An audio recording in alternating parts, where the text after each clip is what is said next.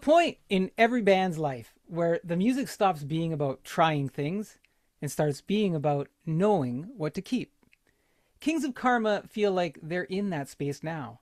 Their new album, Bite the Bullet, isn't just a collection of songs. It sounds like a band that understands its own instincts and is willing to follow them without overthinking it. So instead of just breaking down the record, I want to get into how that clarity happens, how a band gets there, what it takes to stay there. Welcome to the Path Radio Spotlight. I'm your host, Guido Perino, welcoming lead vocals and CEO of Kings of Karma, Chris Gates. Chris, thanks for being here. How are you? It's good, man. Thanks for having me. Yeah, right on. I'm pretty excited. I've dug deep into the band, trying to find questions and answers, and you're going to give us the answers. Let's start I'll here. try. Are you are you coming to us from Southern California? Yes, sir. Whereabouts? We're around the Temecula area. It's like a Help me wine out. country. Oh, wine country. Yeah, right between San Diego and LA. We're just kind of like right in the Inland Empire, just right in the middle of it all. I guess you could call it Riverside County. Did was that by design, like being in wine country, or? No, I just kind of it just kind of happened. I guess it's we've been playing together for a long time, so that's where all the hot venues were that were close to us, and so we just started playing that circuit super heavy and getting into all the venues and all the clubs on the strips and everything like that. And then you just start with years of getting into each club, you start gaining that reputation on who you are in those areas. And our fan base just kind of, because we worked so hard trying to conquer that city, that's just kind of where our fan base kind of started. So we say we're from Temecula, California, just because it's like that's where the birth That's of cool. Kings of Karma's fan base is kind of developed from. Is there now, being from there? Is there a high desert energy type of sound? Like, do you have a? Is your sound indicative of your region? No, not necessarily. That's what's hard for us as a rock and roll band is that this is the worst place to be a rock and roll band. Most of the stuff in Inland Empire, the most popular would be metal and punk. Those are like probably the most popular genres, even in the desert and stuff. I know once you get towards more the San Diego area, like reggae, punk, and metal are just really Yeah. the ones. I mean, the closest rock and roll you're going to get is LA. So we do have to make our appearances in LA, or we're just getting on so many metal and reggae bills. And then it's just so off-putting sometimes, at least for us. People like it, it's rock and roll. Like, no matter if you like metal, people like good rock and roll. Reggae, they like good rock and roll. Country, they like good rock and roll. So we do it, but I mean it is awkward when you're really the only rock and roll band on the bill of the night and everyone you're just so misplaced from. Like, we have a show in Redlands coming up. Great place. It's called The District. We love it. Love working with the booking agent there, but it's a complete death metal show and we're on it. So it's a awesome. I love metal. We love metal. I think that's why we still like book metal shows. But Contortion is a great band, and we wanted to be on a bill with them because they're doing really cool and big things right now, and they're touring and getting around. And part of the business is like getting on bills with touring acts and stuff because that's how your name. Again, that's how your name gets around. The managers, booking agents, promoters, venues, and when you're playing the booking agent, manager, publicist, social media guy and stuff, it's just networking and you got to put yourselves into all the networking spots you can. So It's it is what it is. it's an interesting scene that you painted. I sometimes I get invited to places and stuff doing the show and all this sort of thing, Yeah. and I was invited to a show. I think it was last Halloween, and it was a death metal show. Like, it was like dark death metal, and the last show, or the last band on, was not death metal. No. They were like a light rock and roll band, right? But I loved it. I was like, let's see what happens here, right? Yeah. And there was a quarter of the crowd that just, they walked out. They were like, I'm not sticking around for this. Death is my thing. I'm not listening to this. Yeah. But the ones that stayed, and it was cool to watch, that band won them over. they won over this death metal crowd, and I was like, this is awesome. This is great, right? In a And I way. would like I wouldn't want to toot my own horn, but you'll also have, if you're going to be in those situations where you are really the only one genre band that's just Yeah. completely off the bill, but you're there, you gotta, if you really want to win over the crowd that did not come up to see you at all, you have to have something Something. real special where it doesn't matter if you're the genre, you were so special. They're like, fuck yeah.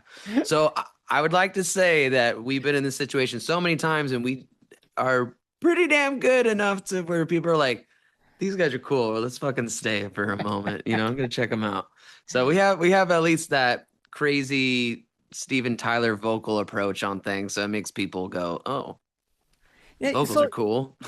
so here, that's interesting because you bring up Tyler, you bring up Aerosmith, right? And when I was listening to your music, so listen, you go on these shows, and some of the typical questions is going to be something like, Of so course. who do you sound like, and blah, blah, blah, Who's your right? I sound influence? like, Yeah. right, yeah, right. So, but I was listening, and so typically I listen to a band, and I'm like, oh, these guys sound like so and so, or they sound like Mm. so and so, and I was listening to your album, right? And I'm going, and so the first band I wrote down, and this is the thing that happened. I didn't write just one band down, okay? First, I wrote down Faster Pussycat. Oh, Then I nice. wrote this band down. Not a lot of people know this band. They were called Johnny Crash. Not Johnny Cash, Johnny Crash. They Mm. were a late 90s band, had one album. But, anyways, there was this distinct sound from them. I wrote down Slaughter. I wrote down Warrant. I wrote down the Nice. Rolling Stones. I wrote down early Black Crows. There you go. I wrote Now we're down cooking with gas. I wrote down Velvet Revolver, and I wrote down Blind Nice. Melon. Hey, okay. It's funny you say that. I've actually been listening. I've been diving into Blind Melon a lot lately. Yeah, Been there diving was into the catalog a little bit. somewhere in the middle of your album, one of the songs I was listening to, I was like, oh, there's the vocals were like, hey, this is Blind Melon. I'm getting Blind Melon. Now, I know you're Kings of Karma, but I'm just saying, like, Yeah. it invoked all these different things, and you probably get that from different people, depending wherever they are, I guess, right? So, I love hearing everyone's interpretation because they're always different. This is, we'll get like crows and like a stones or something like a main one, but I get people that say foreigner. I get people that say other things like I, journey or something. But I don't I know mean, I Journey, get, Foreigner. I get Foreigner. I yeah, can like see, yeah. I get. It's nice to hear people's like, oh, when I hear this song, I get this, and it's like, oh, okay, cool, But doing something right. if you've got that going on, I'm just thinking you've got reach. Like you've got a special reach, right? You're not pigeonholed into oh these guys sound like this or these guys, and that's what we do. Like whether we like it or not, Yeah, that's what the fan we base do. does. I mean, you could pick apart a band that's like, I'm never trying to copy a band, but you can obviously hear the influences, Sure, and I'm not ashamed to have huge influences from the gods that gave us everything. And now people like us just carry the torch further. But I right? mean, but even they were not ripping off, but they were super heavily influenced by their influences that got them there. And now we're influenced by, I mean, it's just a cycle. Um, but it is a difference when you show that you have an influence and then you're straight up trying to be a carbon copy. And Yeah. that's where it doesn't work. So we try not to be carbon copies. We just try to showcase our rendition of stuff we love. And so I always like to tell people we're original but familiar. I familiar, and that's what I think has happened. I've got this melting pot that becomes your sound, where I go, well, they're not these guys, they're not these guys, they're not these guys, because even in one given song, your change ups and things like that are Hmm. happening, and I'm going, there's all these different elements, right? And then Yeah. suddenly that becomes you, that becomes your identity, that you do have that sort of reach. Now I'm saying this becomes you, and you are the lead vocals, rhythm guitar, keys. You've got Joe Barry on bass and vocals, Jacob Simon on lead guitar, vocals, Yeah. Josh Lamelli on Yep. keys, guitar, and vocals, and then Chris Ruth on drums and percussion. Yes. Um, that's the lineup, right? That is the lineup. That is And I the I said to you, Chris, did you start out as a trio? But No, I mean we've always been at least a four-piece band. I'm not into trios. It's too much pressure. We've always been at least four people, but I always liked having five because my thing is you work so hard on these records, and obviously you're multi-tracking, you're bringing horn players in, you're bringing backup vocalists, and you're bringing session players in on top of the guys that are the band. And you work so hard to make really cool productions, so you really enjoy the time we took in the studio on crafting each song and who was on it, how many instruments were on it, how many double tracks, and just that's your canvas. You get to paint however, and then people get to admire it like an art show. But live, it's a whole different element from the studio. And I hate being put in a position where we play live and we can't give you at least the record or better. And so that's why I like having at least five people, because the chances of having all the elements, the organs in the song. Because I mean, we'll sometimes have to do a four piece where we don't have our organist and it's just us four doing the jobs. And it's good, like we sound good, but not having the wailing organ or the keys, it's just having that little bit of more flavor Yeah. to give the show even that much of a kick.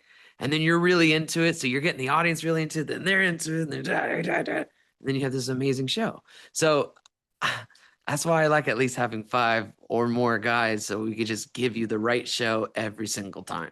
Or more. I Yeah, that or more. there's still hope for me to become part of Kings of Karma at some point. Then I do a really mean shaker. Oh, you're looking at the top tambourine player in California. Are you serious? Yes, I am the state's best tambo player. Oh, that's awesome. So look, so when you're not singing and playing tambourine and doing that, you are the CEO, and I understand Joe is the CFO. Yeah, he's my what does that partner in mean? this What does whole that mean for thing. you guys? We're actually a company. So like Oh, we've made Kings of Karma an actual LLC. Because we this is a business for us. It's not a garage band hobby time. So Joe and I put a lot of man hours into building this empire and trying to make this a permanent lifestyle and career. And so me and him just control everything and make sure we're making right moves and business decisions left and right. So he's been my partner, the Lennon to my McCartney for, oh man, way too long. Definitely over 10 years. So oh wow. yeah. So we've S- been attached to the hip for quite a while. So music's been your thing for a while. Like this isn't just something that No. you know. No, we've been at it together since we were about 16, 17 years old. Okay, you're 16 years old and you're playing guitar, you're singing. Hmm. Um, when you were 16, you're thinking, "I'm doing this. This is it." Oh, I knew at 9 years old when I first heard Love Me Do by the Beatles, this is what I was going to be doing. Like, there's no doubt about it. I put 7 days a week, 24 hours a day into music since I was 9. It's been a nonstop. I have taken no breaks. Oh, I'm going to take the year off. No, it's been a complete hustle for the last 20 something years. So, I sorry, I'm pausing here and thinking because I get I'm in awe when I hear an artist say that like at such a young age, going, "This was it. I'm gonna this do was this," it. This and was a then done you're here in decision. this path Yeah. now. So Yeah, it's crazy because, there's when you make that decision, like I want not just for fun, like I want to be a musician as a career because yeah, it is a horrible path to go down. It's a very lonely path to go down, and it's a very, very disappointing path to go down. yeah, And I tell people all the time, if you do not have the stomach for the end music industry, get out because you are going to get more letdowns than your achievements. And it's just a hustle. It fucks with your psyche for yeah. sure at times. So it's a daily hustle, and however much time you're putting into is what you're going to get out of it. So you'll get lots of little roadblocks through life as a teenager into your early 20s and stuff like that. And if you're keep your eye on the ball and just don't let any of those distractions stop you from making your goal, then you'll do pretty okay. And I haven't let anything this far. get in the way. So So let me run something by you because I just did a webinar for independent artists where I'm trying to help some independent artists and giving them some assistance in different ways, but trying to also have them realize where they fit in the world of music. yeah, And part of that is I ran some research and statistics. In 2025, on a daily basis, the number of audio files being released in the music world was 106,000 a day. a day. Yeah. 700,000 weekly, 2.7 plus million. And I'm only counting about 3 to 4 streaming services Hmm. that do the reporting, right? So That's about right. when you hear numbers like that, and you just said like, you feel the pain, and there's lonely times, and there's things like that. Um, how do you like knowing that or hearing that? Paint the picture. Like you talked about a canvas earlier. Paint the picture for us where you see yourself in those numbers. Well, I mean, yeah, it kind of sucks. The music industry is not the same like it used to be. I was definitely born in the wrong generation. Uh, I'm just a victim of the times, I guess. I'm in the wrong business. What am I doing? I quit. I quit. Great. I No. quit. No, it sucks, man, because I'm old school, so it's like I'm not a social media guy. I have it and I do it because I have to. If I didn't have to do Instagram and TikTok and Spotify and all that, I wouldn't, but I have to. So it sucks, but it comes down to this. If this is what you really want in life and nothing is gonna get in the way of that, then you're gonna when the rules of the game change, you change with them. And if you don't, then you could just sit here and bitch about it. And oh, it's so stupid how things are nowadays, which I do all the time. I bitch all the time about it. Yeah, this is so stupid. I have to be a TikTok star in order for people to. Yeah, I do it, but I also realize that I could sit here and bitch about it, or just learn the algorithms, Go for it. learn whatever way is going to fucking work. I'm always researching. I'm always following somebody and seeing the template they laid that worked. And then just making sure none of it though matters. None of all the work and hard work you do in the live shows you play, none of it matters at the end of the day if you don't have the songs. No. Everyone can write music. That doesn't mean it's good. You know what I mean? Like you have to have the right songs. You have to have good ass songs, or it's not worth putting all the heartbreak and time and effort into it because it's endless, man. Like I've never had my kids don't even take 24 hours of my day, 7 days a week. Like Kings of Karma just scoops up all my free time and free thoughts, like I'll be laying in bed like, oh shit, I got this tomorrow. And then oh yeah, I just booked that, or I'm emailing people at 3 in the morning. Like Wow. it's an endless thing. We're making content for the next 3 days, getting those posts set up and ready. It's a lot, but it's what we have to do until we have a team of people that are doing it for us. Like it's our job, and we want to see it happen. We got to be about it, not bitch about it. So No, it's true, and you're part of the machine, and yeah. it's adapting to change, understanding the audience, getting back out there, sort of thing. Look, you've talking about how you fit and those sorts of things. You sing, you play guitar, you play keys. You're the tambourine master. It sounds like. Is there tambourine zen? Is there one of those things that like when you do it you feel the most honest version of you? Like is it singing? Mm. Were you always the singer? Is Yes, it singing? yeah.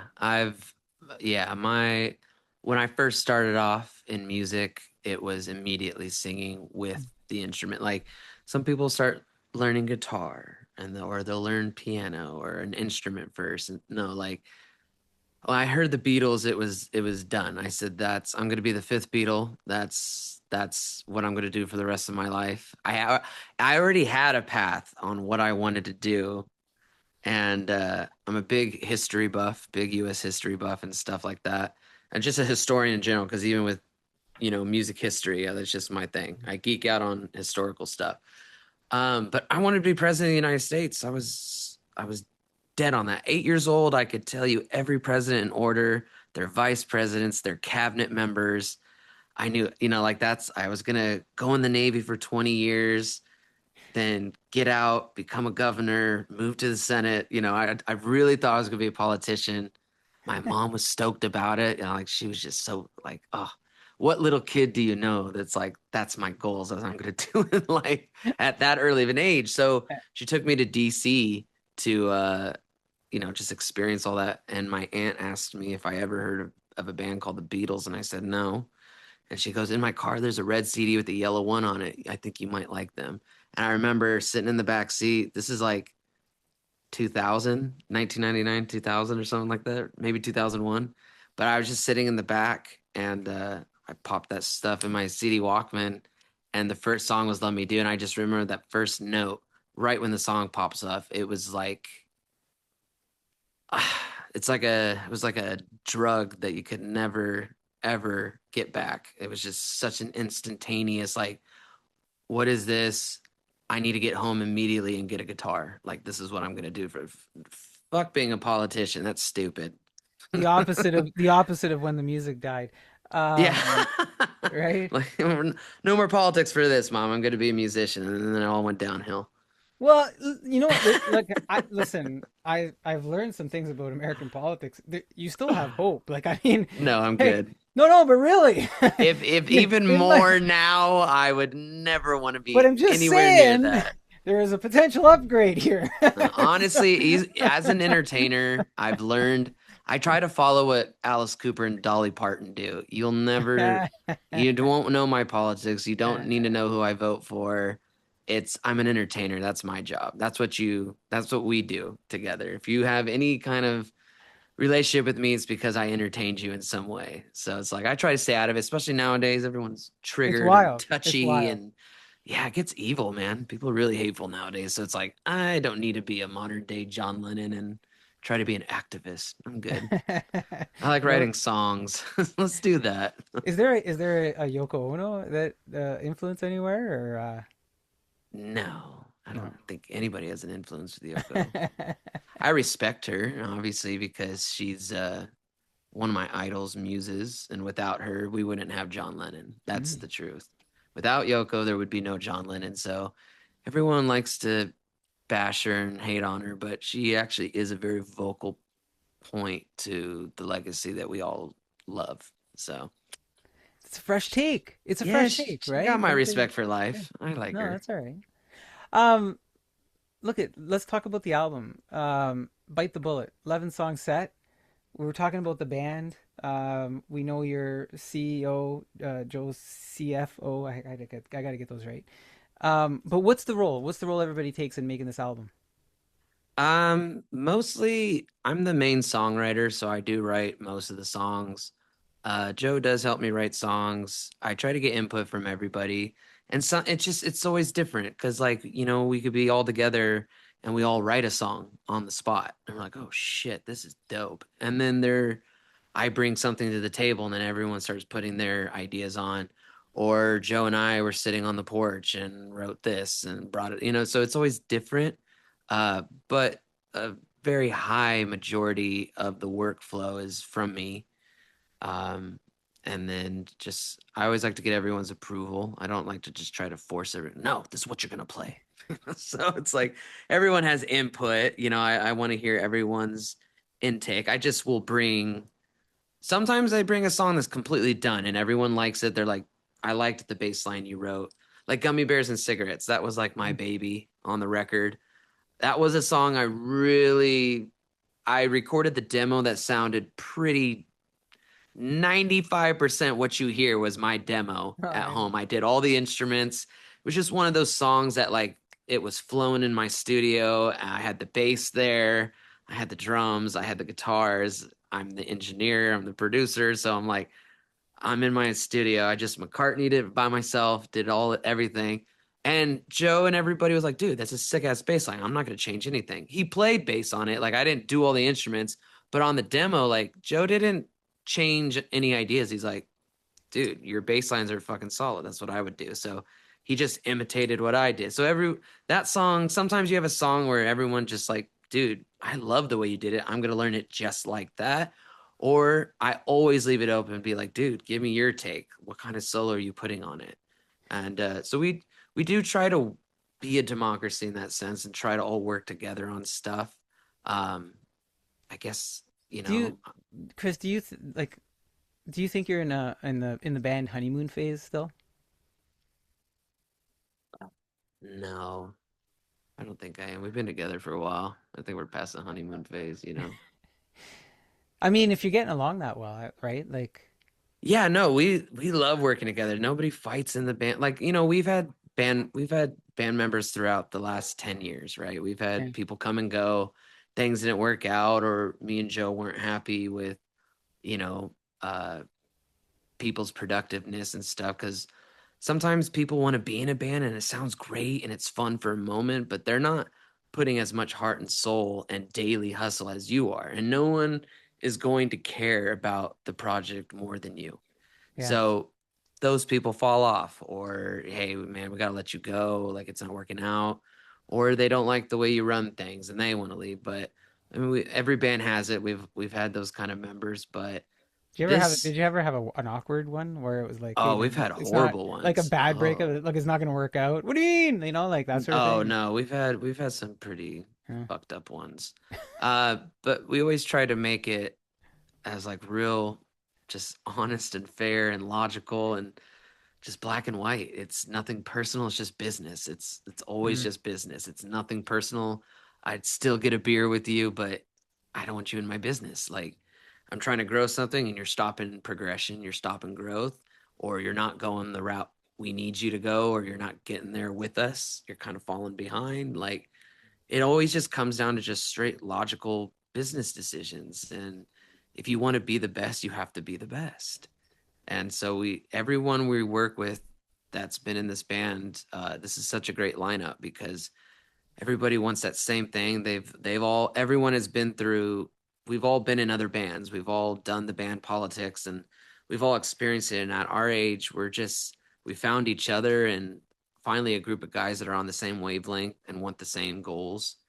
And so we don't bring egos in. I know that sounds weird, but there really is no egos. We're we're just kind of past egos at this point because we're not 20 years old anymore that feel like they need to prove something still. So it's just like we're just guys that are happy to get together and fucking make magic. That's all we want to do.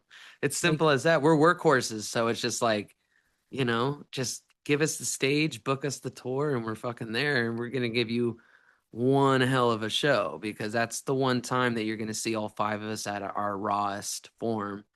And we give that to you guys every night to entertain you. So I feel like we're gonna hear a song called Clydesdales after you say we're workhorses. Cly- maybe, Clydesdales or something like. I try to give bands ideas to hoping that someday that one of them will do something with one of my right? ideas.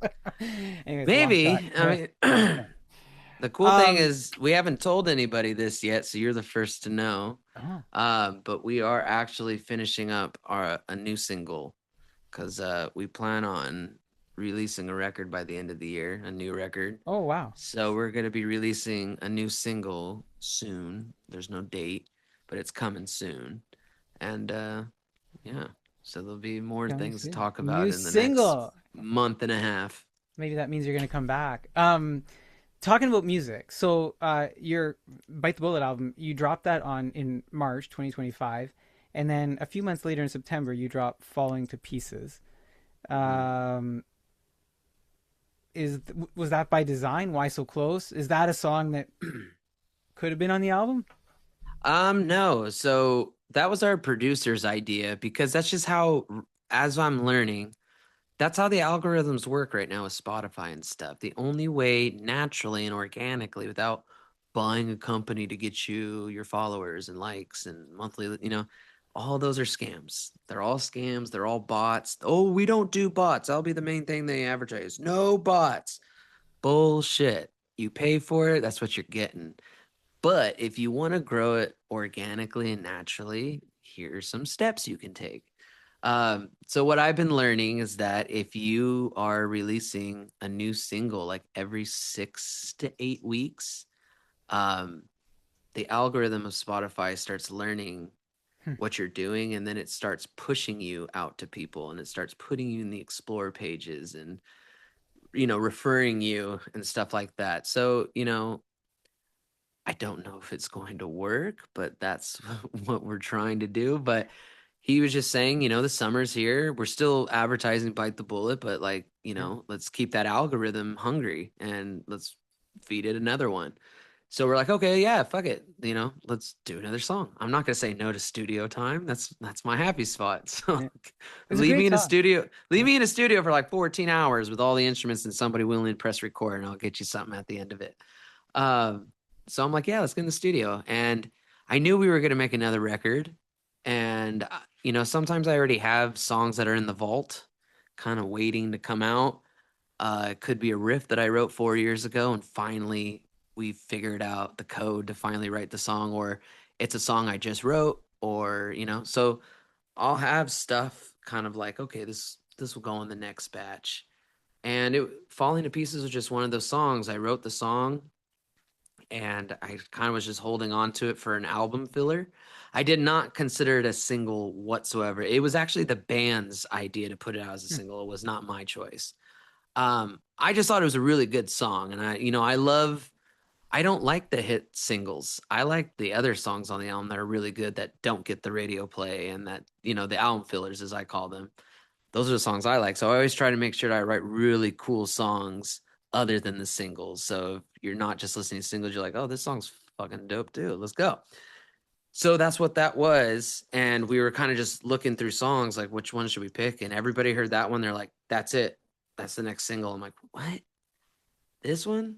I Yeah. guess. Sure. It's got that sort of mathematical equation to it. I like the rhythm equation to it. It I has don't know the what the earworm chorus for it sure. does, right? Like And that's I what kind of listen, sold me on it when my right. producer put it that way. Yeah, absolutely. Like I had that one, and I replayed it a couple of times. Not so much that Spotify is going to take it off or whatever, because Yeah. you're not supposed to play too many times off the same IP address. We all know that, because they think you're cheating the system. But Yeah, and stuff yeah, like that. You know what I yeah, mean? It right. just it's so much to learn, man. This is It's, stupid. but it is. It's it was a captivating song. But I just thought, oh, I wonder if this was an extension. But what you're saying, I get it. It makes sense. Um, Now you said, well, it sounded right, et cetera, et cetera. You have songs in the vault. Um, Tell us a little bit about Falling to Pieces. And I'm only saying that because it was the last one I heard. Yeah. And I mean, I could have asked about any of your other songs because you said, your filler songs on the album, and you know, the other thing I wrote down, and I'm not lying. I got my little piece of paper here, and I said, I'm gonna take my glasses off to read it on my own piece of paper. Oh, Tape I'd burn through and buy another one. Like, and I'm saying tape because I'm dating myself. that's Um, okay. yeah. I come from that same era, so So, I get it. like, going to Sam the Record Man, and like that was half of my paycheck was buying albums of bands I never heard of, taking them home, and then, yes, no, this pile, that pile. But I thought if this was on tape, I would replay this tape like in the background or while I'm doing stuff or listening and learn it, Yeah.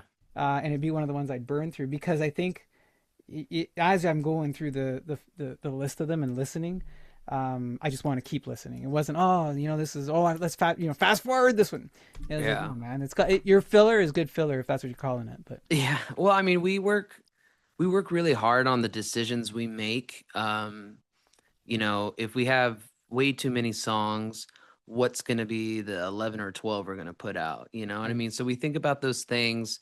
We care about our songwriting. So when we're crafting songs, we're really crafting each one.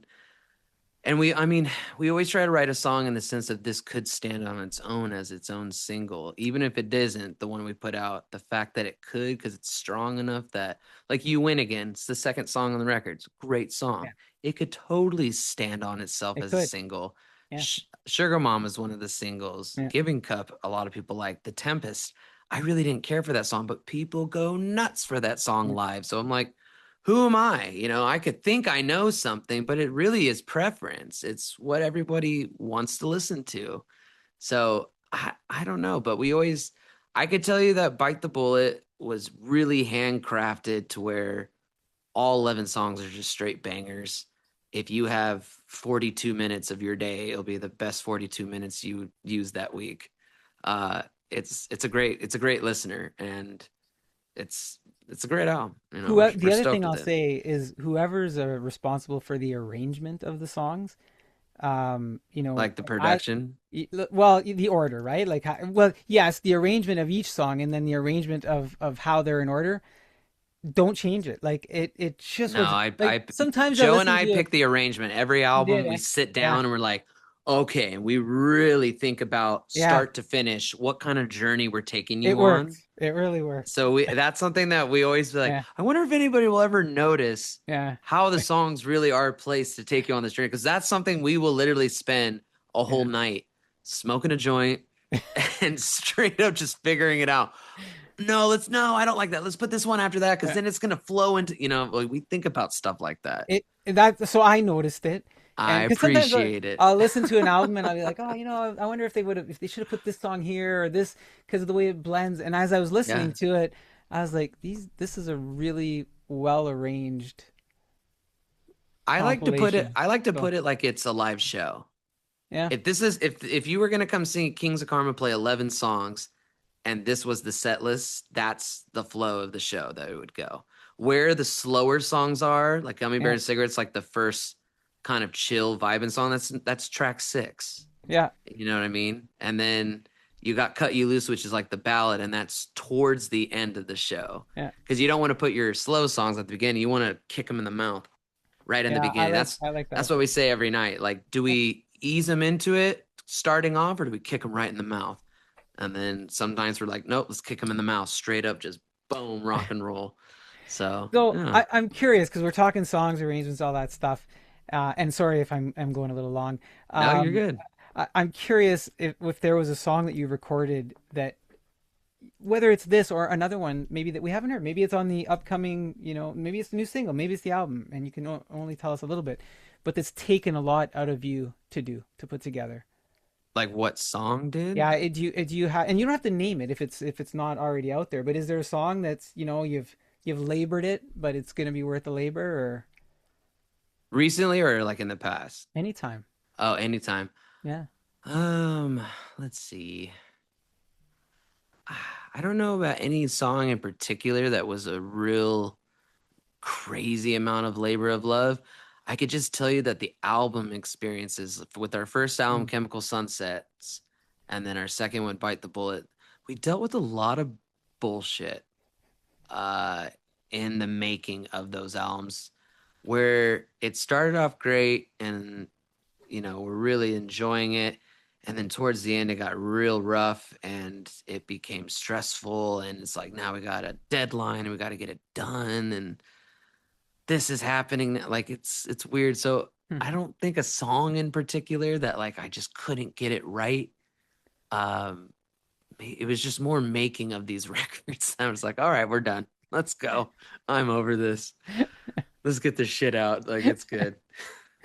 Yeah, I mean, I guess you at some point you hit the wall, right? And you're kind of like, okay, I You don't want can't to be like Brian keep going. Wilson and just be stuck on a song for like 8 months. It's like, oh God, come on. Okay, well, here's a crazy one because sometimes I know, like, and I'm just a hobby musician, right? But sometimes I'll listen to something that I put together 8 years ago, 10 years ago, and I'll say, why did I do that? I would rather do this now. Exact. I was doing that this morning. Oh.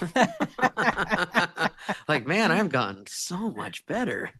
What the hell? So do you rewrite it or do you just let it live? Sometimes, I mean, Yeah, like bands do it all the time. I yeah, can name you a list of bands that had a song, and then now it was just it's time to finally come out. Like it just wasn't yeah, ready yet. And some bands I know, like Switchfoot, for instance, I just know this because I just remember it. But they one of their first albums they put out that song "Dare You to Move," which later became popular. But it was a kind of like a shitty recorded version on their first album. Didn't do anything. People don't even remember that it ever came out before. But then when they did their popular in 2005, that Beautiful Letdown record, they released that as a single and it blew the Hmm. fuck up. And that's the one everybody knows. Cheap Trick, I Right. Want You to Want Me. A lot of people don't know that's a such a shitty song. If you listen to the original writing of it, sucks. It's not even a good song on their first album. But the live version, they rewrote it and did that live version, and that's what we know. That's what's on every greatest hits is that Yeah. version. So it happens. So sometimes I go back to be like, maybe I had a song that was good or had real potential and just wasn't its time, and maybe we should bring it back and kind of revamp it and maybe something new comes out of it. So yeah, man, I pick from everywhere. Sometimes we have that, sometimes it's a brand new idea, anything. Tell me, as we sort of swim in and out of your band, these other bands, the how you compose these things, um, your journey, Joe, all of that stuff. Um, what does Kings of Karma? What do you think Kings of Karma does well that some other bands might get wrong? Like, what is there a differentiator? No, I mean, I know lots of great bands that are doing the same thing we're doing right now, where there's a me or a me and Joe in every single band that you know. And there's always at least one or two guys that are putting the most work into figuring out how to get on radio, how to Yeah, get into this venue, how to get with this promoter and write these songs and find the studio time and just make the logo, get the socials going, make the website, get merch. I mean, all this goes into us designing it ourselves, doing it all ourselves. So I wouldn't say there's anything that separates us from 266,000 other bands in Southern California doing the same thing. I'm just a guy just trying to do this for a living. We all want this as a career. Like, we don't want to have to work out our jobs anymore. I'd like to wake up and be like, what do you do for a living? It's like, I get to travel the world and make gold records, play just get to music. work. Just want to work. Yeah, That's it. I don't need money. I just want to work. I guess I was gonna say, are you you're a couple of albums into this, singles, you got a whole bunch of other things going on, online, etc. Um, and you seem like somebody who's planned a lot of things out. Are you where you thought you would be right now? Well, I mean, everybody would like to be further than where they're at right now. I would say every year, whether it be a little or a lot, have we grown and not gone backwards? Absolutely. So I have no regrets in that. Do I wish today that I was sitting somewhere a little better than I was last year? Of course. Um, but we are making every month there's better moves being made, better opportunities showing up, better connections and networking and relationships. So it never stops, but you know, a reputation doesn't happen overnight. And that's what a lot of these young bands got to learn. Like, it's a hustle. It's not like, oh, if it doesn't happen in 6 months, and I'm fucking out of here. No, dude, I've been doing it for fucking over 10 years. Like, it doesn't happen. The Beatles did it for years before they were the Beatles. Like, nobody gets it. Maybe if you're Led Zeppelin, but then again, you already had industry connections because you're already musicians in the industry on other people records and you were in a famous band. So yeah, maybe there's like one of those kind of possibilities where it's like you're going to get signed immediately because they're already well known in a sense. But there are people like the Beatles and the Stones, and like we all had to like go play a fuckload of gigs and have drunk people spill shit on us and almost have to beat the shit out of people with the back of your guitar because they're falling all over your shit. Like we had to do all those kind of gigs where you're playing 3-4 hours a night playing CCR and the Beatles and the Doors, and you're not even playing your music, you're playing covers Yeah, because the Beatles did it too before they wrote songs. You have to. That's how you create your show. You gotta get comfortable playing live. You gotta create a persona. You gotta create a vibe and an attitude. If you really want to be a professional entertainer, you have to plan these things. You have to put together a show. Not just go up there and just look at your feet the whole time and don't move and you're too nervous because everyone's like, and I get it. That's how you start off. But if you want to do this for real, you got to immediately have confidence and get up there with an attitude or be out fucking playing to create that confidence and attitude. It will come. If you care enough to create one, it will come, but it comes with experience. We would play like 12 shows a month, sometimes double headers. And we did that for years and traveling all over the Friday night we'd be in San Clemente. Saturday night we're in Lake Forest. It's like so, but you pay your dues. You got to just rough it and, learn. It's Yeah, all experience. You got to the enjoy the ride. the holes in your jeans weren't put there from sandpaper in your pocket. No, And no. that's the difference. If you got the miles behind you. Um, Look, you've got some really cool merch on your site, Thanks, kingsofkarma.com. man. I love the designs. I love the designs of, the bite the bullet shirts and sweats. If anybody hasn't seen it, it I just think there's some looks pretty like cool something shirts on there. universal. Did you make those, or I made every design you see. you're an artist other than music? Yeah, I dabble in that. I'm not fantastic, but I've been drawing and painting and stuff for quite a while. I do design stuff on my phone. That's I awesome. just I just try to do as many art directions as possible. I gotta. Is it okay if we, use that and show it? Yeah, dude. Because I You love it. do Yeah, you. You got you my do full me. support. No, I want everybody who's listening to actually also see it. Just because I it's so if I cool. had to pick, if I had to pick Yeah. one of those things to wear and represent, my favorite's the Sugar Mama shirt on the napkin, the torn Yeah, up I saw napkin. that. That shirt's dope. When Yeah, I that's really started cool. working it out, I was just like, oh shit, I'd wear this shirt. I fucking dig it. If you could pull it off. No. I like a lot of people are purchasing the gummy bears and cigarettes logo, Yeah, that's cool too. either Yeah. shirts or hoodies, but a lot of people are liking that one a lot. So that's The skull and flowers. I like the skull and Skull flowers. and Flowers is Yeah. dope. And then, I try to you can pick any size you want, any color you want. You could customize it. As long as you're wearing our shit, I'll let you customize however you need to. Just That's wear awesome. it. Just Buy it and wear wear it. it. I guess you have it. Do you have it at the show, or is it all order online now? Um, right now it's order online because On demand. yeah, just Yeah. because we're not touring like crazy where we're gone for 3 months. And then when you're just doing shows around, we used to have merch. We used to have the merch table and fucking bringing boxes in of all this shit on top of all the equipment we got. It's like it just takes up more room. And then you got to have somebody manning the table, or it's all of us like going back. It sucks. So until we're in a position where we can have a merch guy and really showcasing our stuff, I just thought, well, I don't want to not sell shit Yeah. or make any kind of money. So I said, let's just make the online store, and we're just gonna have a big ass fucking menu at the merch Yeah. table. And if you really love something, the code will be right there for that item. You just scan Yeah. it and you pick the color and size you want, because that happens too. It's so expensive to do merch. Yeah. And then you need to at least buy at least 25 of each size Or for a more. run, Yeah. a good Or more. run. Yeah. Yeah. And that's minimum.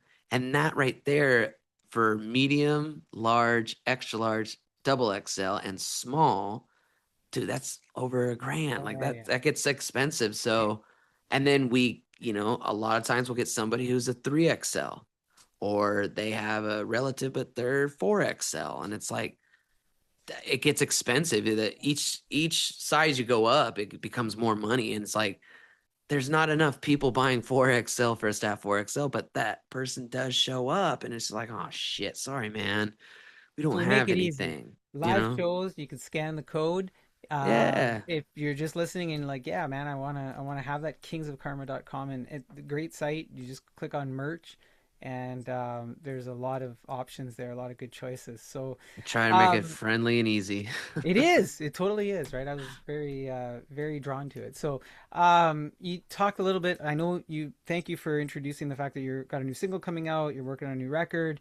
Um, other than that, are we doing some shows? Are we thinking of touring a little bit or? Yeah, so our what we're trying to do right now is, as you've listened to, I don't like to call us classic rock, but let's be honest, that's the easiest way to just kind of summarize it. So it's like that kind of rock and roll is really big in like the Midwest and the South and East Coast.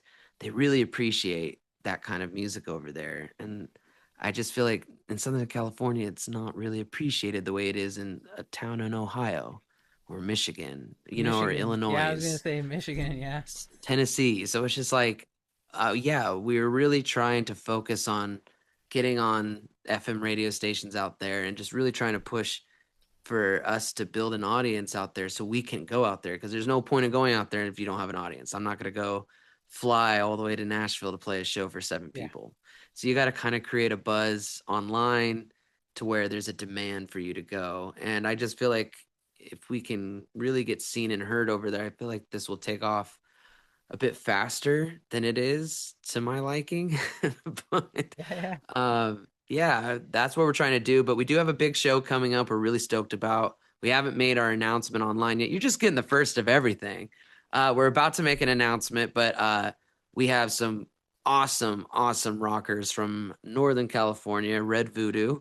They're a great band, and we really dig their stuff. We've been definitely wanting to play a show with them. I think both of our bands are a very smart kind of awesome rock show to have on the same bill. If you really want a great night of just badass, pure, professional, high energy rock and roll, like I think they're a great band to play with. So we got on a Whiskey A Go Go show with them Wednesday, May 8th, live at the Whiskey A Go Go. We'll be playing with Red Voodoo. So if there's any Red Voodoo fans out there, we'd love to see you guys and just trying to impress everybody with a kick ass night. The whiskey is like the place I think I've talked about so much that I've never been to. So, but What? You never been to the whiskey? no, never been to whiskey. I Oh, we gotta get you there, man. there It's were very there were some historical. plans to make it there and some other areas, but a pandemic got in the way and a few other things, and Oh, man. yeah, and I so remember that shit. That we sucked. never came back around to it. Look, man, it's been a pleasure. I really appreciate that you came here. Appreciate you Let having me me, man. inside the world of Kings of Karma, the listeners inside of Kings of Karma, and learn more about the band, learn more about you.